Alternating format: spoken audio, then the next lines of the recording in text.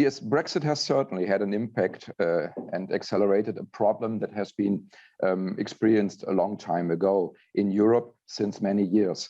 For instance, the logistics sector as such lacks qualified personnel, such lorry drivers, but also train locomotive drivers, inland navigation workers, terminal workers, as well as management people.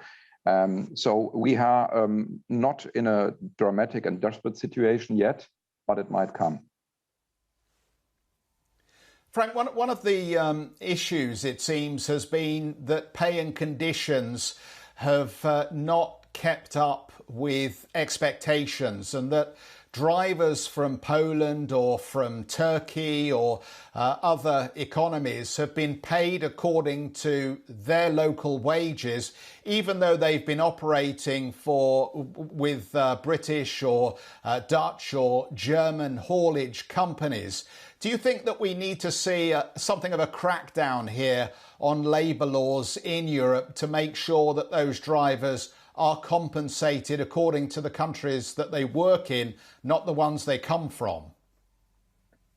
Yes, indeed. The road haulage sector as such in Europe is a highly competitive market, and therefore we are always in competition with those companies who offer at lower social labor costs, for lower social costs and lower labor costs, for instance. And that makes it almost impossible for Western European companies to increase salary and wages for the drivers. So it's a kind of a vicious cycle that sets in with lower payment. The freight rates sink, and it goes on and on. And in the end, many freight forwarding companies in Germany decided not to operate own fleet at all, but to subcontract this fleet to companies who are based in Romania, Bulgaria, and the Baltic states, for instance.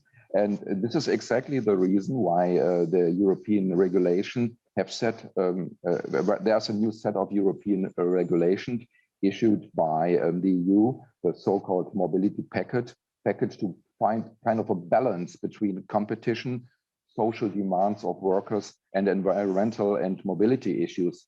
But on the other hand, exactly this mobility package is a set of regulation which makes market access more restrictive. So as I said, the vicious cycle sets on, and we have less and less people to work on Western markets.